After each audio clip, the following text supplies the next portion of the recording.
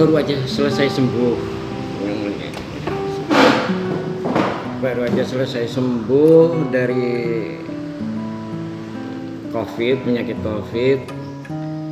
Itu ya alhamdulillah ya sudah kembali lagi bebas dari kunjungan selama 14 hari lebih di rumah. Sekarang seperti merasakan kehidupan baru lagi. Nah ini yang mau aku tanyakan, sebetulnya tertularnya dari apa sih?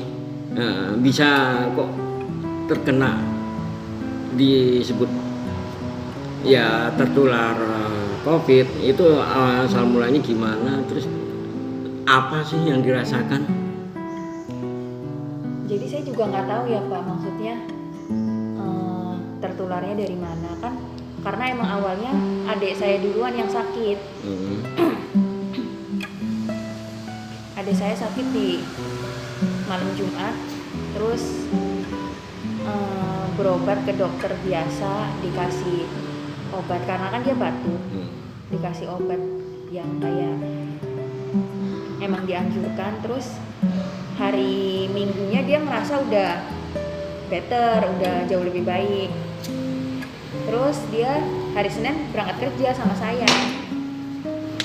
Terus pas hari Senin malam, ibu saya demam. Ya ibu saya juga mikirnya katanya karena mungkin masuk angin, karena badan gak enak tapi mandi keramas gitu kan. Terus ya udah hari Selasanya kan saya nggak masuk kerja karena saya ngerasa kok pas pagi jam 10-an kok kayak ngerasa badan kayak nggak enak, kayak dingin tapi panas, kayak demam lah, menggigil gitu. Sampai saya juga berjemur tapi kok tetap masih ngerasa dingin padahal udah di bawah matahari. Nah terus kepala pusing banget. Akhirnya saya minum obat penurun panas. Maksudnya saya minum obat sakit kepala karena kan di dalam obat sakit kepala ada mengandung paracetamolnya. Nah lumayan tuh kepala udah nggak pusing. Ya saya sih pas dengar hasil swab adik saya positif, apalagi habis di swab itu adik saya penciuman dan indera perasanya hilang. Jadi saya udah pasti, wah ini pasti COVID-19. Nah saya pas udah feeling sih kayak mungkin kalaupun saya sama ibu saya sakit, ya mungkin kalau di swab kita berdua pasti udah positif.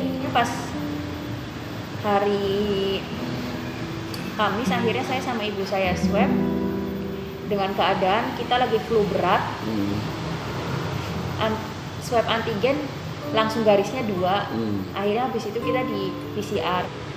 Akhirnya saya waktu itu sebelum akhirnya saya batuk, itu tenggorokan itu sakit banget Pak. Nelen liur aja tuh sakit. Jadi sakitnya terasanya seperti sakit gimana sih? Seperti apa, kesusupan duri apa gimana? Ya kalau kayak orang radang kali ya, radang tenggorokan. Pokoknya intinya buat nelen sakit. Oh gitu. Tenggorokan udah nggak sakit, tapi flu masih tetap jalan terus sampai akhirnya penciuman saya tuh mulai hilang sampai saya benar-benar nggak bisa nyium apa-apa Pak. Ya parfum kayak sabun saya tempelin di sini tuh nggak nyium sama sekali. Terus makan juga udah nggak ada rasanya. Semua tuh rasanya asrep gitu. Iya hambar. Makan pedes pun cuma di tenggorokan kerasa panas doang. Pokoknya ya gimana ya Pak, mungkin kalau orang-orang yang saya nggak tahu sih, kalau orang-orang yang males makan atau apa kan mungkin bisa jadi nanti kena lambungnya atau nanti dia makin drop.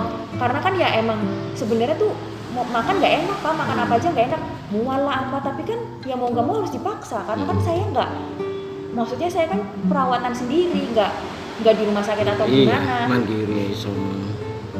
Yang saya itu sih pikirin ibu saya, makanya kan saya selalu semangatin kan. Makanya banyak kalau ngikutin mulutnya pahit, nggak ada rasanya mah. Semua orang juga kayak gitu, nggak ada yang mau makan. Akhirnya pas hari Sabtu, adik saya sama ibu saya ke RS Mitra Keluarga yang di Tegal. Mereka berdua PCR, hasilnya keluar pas malam. Ternyata hasilnya mereka tetap sama positif. Akhirnya dikasih obat, ya mungkin obatnya lumayan bagus, ada antivirusnya, ada antibiotiknya atau segala macam. Cuma kalau adik saya awal-awal dia kayak kurang cocok karena dia Alergi enggak? setiap malam kalau saya dengerin jam 2, jam 1 tuh, jam 3 dia selalu muntah-muntah. Yang dimakan keluar semua. Iya, cuma pas udah berangsur-angsur membaik, paling itu sih Pak, batuknya itu. Saya kan emang tipikal orang kalau batuk lama. Iya. Dari dulu sebelum ada COVID, saya tuh batuk bisa sampai 40 hari Pak. Tapi sekarang setelah udah sembuh ini, penciuman dan lidah perasa udah kembali normal. Udah, cuma kayaknya sih kalau penciuman tuh belum setajam dulu loh Pak. Tapi udah balik. Cuma kan dulu tuh saya mau pakai masker, bau apa tuh kecium Pak. Misalkan misalkan orang lewat nih, padahal naik motor, dia bawa badan nih, saya nyium. Tapi kan kalau sekarang kayaknya belum setajam dulu. Cuma kan katanya itu nanti emang mengikuti. Emang ada juga kayak teman saya, dia hasilnya udah negatif, tapi indera pencium perasanya baru balik setelah sebulan. Nah, terus kan begini, selama dalam isoman itu kan baik itu masyarakat umumnya merasa ketakutan untuk mendekati si pasien, apalagi bertemu lah, berdekatan ya, itu kan merasa ketakutan. Kadang kalau bertemu pun dari luar pagar kan seperti itu perasaannya seperti apa dan apa yang diharapkan? Kalau saya sih emang kebetulan kan, ya Bapak tahu sendiri rumah saya tetangganya dikit kan, orang-orangnya. Jadi ya mereka mungkin udah tahu pada saat saya didatengin kepolisian sama pihak puskesmas. Jadi ya apalagi udah dipasang kan dari desa, rumah ini sedang menjalani isolasi mandiri. Jadi emang nggak ada yang dekat, nggak ada yang apa ya. Ya saya sih berpikiran ya mau gimana gitu kan Pak. Apalagi saya bener-bener satu rumah bertiga kena semua ya. Mau ngandelin siapa kalau bukan sendiri. Kebetulan kan emang dari desa kayak ngasih untuk kebutuhan, kebutuhan buat sehari-hari, biar kita nggak keluar, jadi kita masak di rumah sendiri gitu. Ya saya sih nggak pernah kayak ngerasa kok pada nggak gimana ya. Mungkin mereka walaupun kadang orang di desa bilangnya nggak percaya corona, ngapain sih nggak usah swab, itu mah cuma sakit biasa gitu kan. Ada juga tetangga saya yang begitu. Tapi kan pada kenyataannya mereka aja nggak mau mendekat. Nah iya. Berarti kan mereka juga sebenarnya takut. Cuma emang kalau di luar itu dia bilangnya ngapain, nggak usah swab, itu mah cuma sakit biasa. Cuma sakit biasa, masuk angin nanti juga minum obat sembuh gitu. Tapi kan mereka tuh belum pernah ngerasain yang sebenarnya, karena yang saya ngerasain ya Pak, itu tuh bener-bener menurut saya gak enak banget. Ibu saya juga bilang kalau orang sakit masuk angin biasa terus pilek atau apa kan penciuman gak hilang. Terus pusing juga minum obat. Paling hanya nafas yang terganggu ya. Iya, karena hidungnya mampet. Tapi kan itu cuma kita masih bisa nyium hidungnya mampet. Terus minum obat juga nanti lama-lama membaik. Kalau ini enggak, karena saya ngerasa kayak saya kalau siang nih Pak, misalkan tidur siang, itu tuh saya nggak bisa tidur siang. Walaupun udah mau tidurin, ya karena kayaknya tuh kayak dadanya tuh kayak deg-degan, kayak apa ya, kalau bahasa sini kan les-lesan gitu loh Pak, kayak apa sih, kayak takut gimana maksudnya, kayak nggak nyaman. Terus yang namanya tidur malam itu tuh pasti kebangun, kayak tidur tuh kayak tidur ayam Pak, kayak. Dan ternyata tuh saya juga tanya ke teman saya yang di Jakarta, dia positif juga, ternyata emang gitu, kayak tidur tuh kayak gelisah. Pokoknya saya tuh bisa kebangun berapa kali kayak gelisah gitu loh Pak. Apalagi kayak badan tuh kayak bener-bener kayak ngerasa gak enak gitu. Terus pas awal-awal tuh kayak cepet capek. enggak, cuma kalau ibu saya sampai berapa hari dia tuh selalu bilang punggung kayak orang digebukin, kayak di perang-perang gitulah. Akhirnya saya bilang ya udah, pas mau tidur karena dia udah minum obat rumah sakit, pas tengah malam saya suruh bangun minum tolak linu. Akhirnya sembuh pegel-pegelnya itu, karena pegel-pegelnya itu kan ternyata dari si demamnya, dari bawaan si virusnya katanya sih Pak. Ya seperti kita pun kalau flu ya terasa nyeri-nyeri di sendi-sendi memang untuk gejala flu.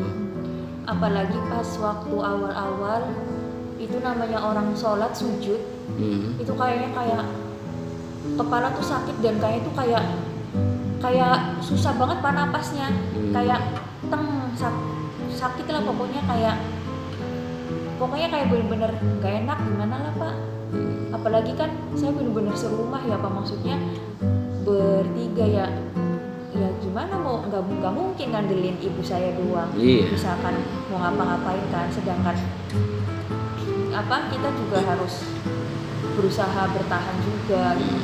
Minum air anget setiap hari tuh lebih kalau bisa minum air anget Pak, terus kalau pagi air angetnya dicampur madu gitu.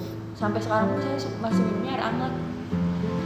Terus untuk selama isoman ya untungnya dari pihak kepala desa sendiri perhatian ya dengan masyarakatnya yang melakukan isolasi mandiri ya, dengan mensuplai kebutuhan sehari-hari. Itu memang bagus banget, itu kepala desanya perhatian. Terus ada rasa kejenuhan nggak itu selama isoman itu? Karena kan di dalam rumah terus.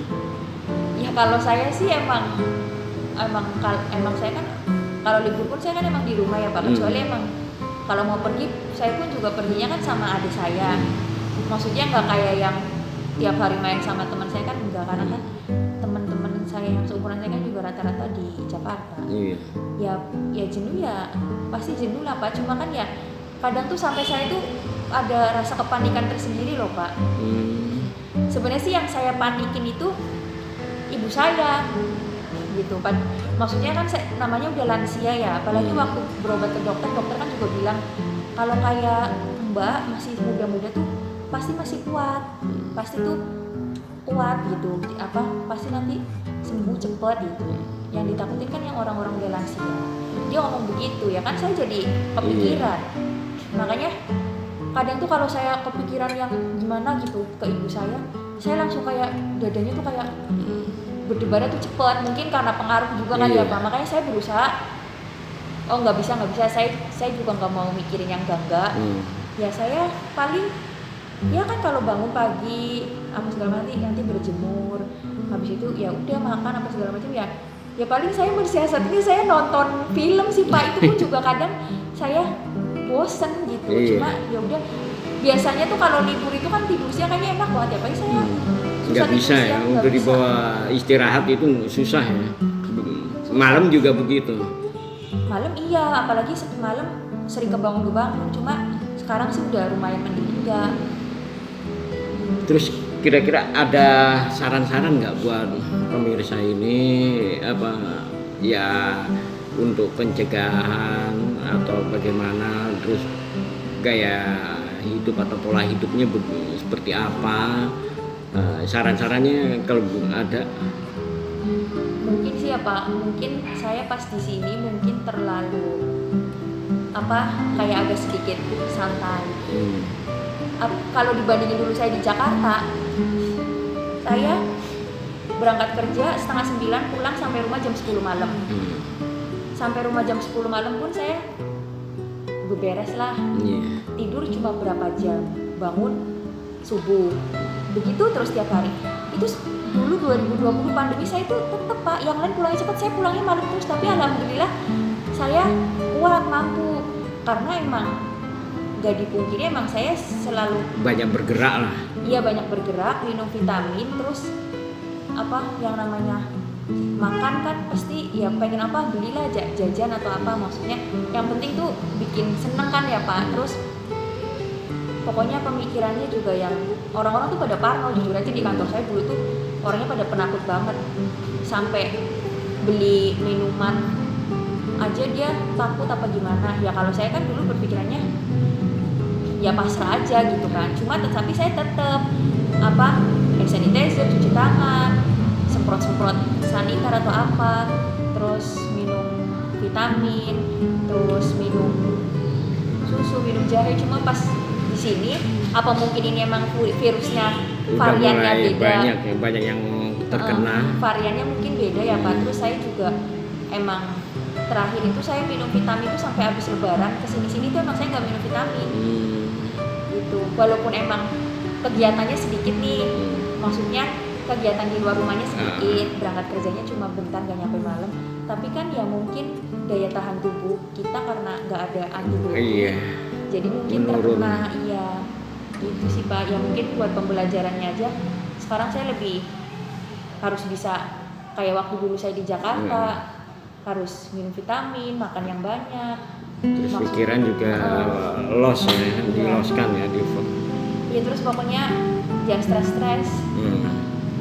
Makanya saya juga heran kok di sini yang ruang lingkupnya dikit saya malah kena. Dulu saya di Jakarta itu kan saya ya transaksi, ada megang uang, ketemu sama orang lapangan atau apa segala macam bla bla bla bla bla. Bahkan saya tuh kayak ngerasa saya tuh kurang istirahat dulu waktu di Jakarta.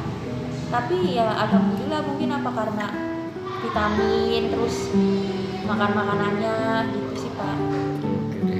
Oke gitu ya Mbak Ayu, terima kasih sekali ya sudah mau berbagi cerita mengenai sebelum terkena COVID sampai terkena, terus apa yang dilakukan selama isoman ya sampai akhirnya sembuh dan memberikan saran-saran kepada orang lain. Itu terima kasih sekali masukannya, informasinya. Nah, dan sekali lagi saya ucapkan selamat menikmati kehidupan alam bebas kembali. Oke, demikian ya Mbak Ayu, terima kasih. Semoga tetap sehat selalu Mbak Ayu dan sekeluarga. Assalamualaikum warahmatullahi wabarakatuh. Waalaikumsalam.